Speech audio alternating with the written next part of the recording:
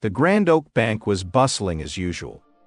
It was the town's oldest financial institution, its ornate architecture a testament to its storied history. Marble columns flanked the entrance, and inside, a massive chandelier hung from the ceiling, casting a warm glow over the polished floors and mahogany counters. As the branch manager, I prided myself on knowing every customer by name and making sure our service was top-notch. That day, however, started with an unusual tension in the air. Around 10 a.m., a man in his mid-30s walked in. He wore a dark hoodie, his face partially obscured by the hood and sunglasses. His demeanor was nervous, and he kept glancing around the room.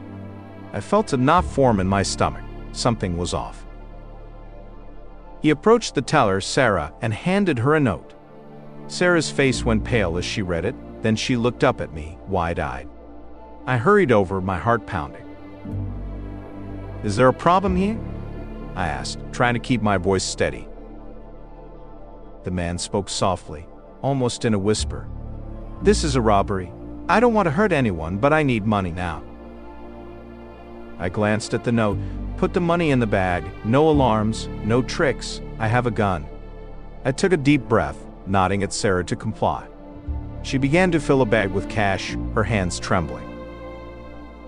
"Sir," I said, trying to buy some time. "What's your name?" "Just hurry up," he snapped, but there was a desperation in his voice that gave me pause. This wasn't a hardened criminal, he was scared. "Look," I said gently, "I can see you're in a tough spot. Maybe we can help you without anyone getting hurt. What's going on?" For a moment, he seemed to waver. Then, he sighed, the tension in his shoulders easing slightly. "My name is Mark. My daughter is very sick. She needs surgery, and I don't have the money to pay for it. I'm out of options." I felt a pang of sympathy. Desperation drives people to do unimaginable things. "Mark, put the bag down. We can figure this out together. You don't need to do this."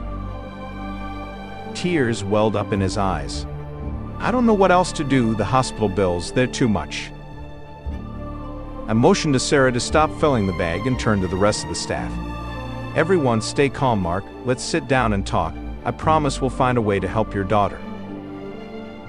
Reluctantly, Mark lowered the bag and followed me to my office.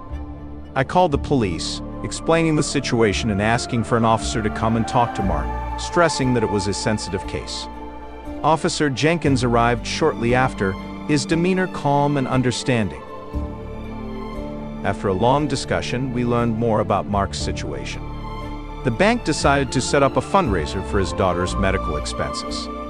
The community of Riverwood, always generous, rallied together, raising enough money to cover the surgery and additional care.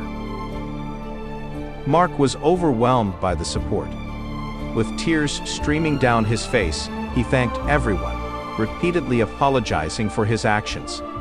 The charges against him were dropped, and he was referred to a counselor to help him through the emotional turmoil. A month later, Mark's daughter successfully underwent surgery. On a sunny afternoon, Mark and his little girl visited the bank to express their gratitude. The employees and customers gathered to greet them, sharing in the joy of the happy ending that no one had expected.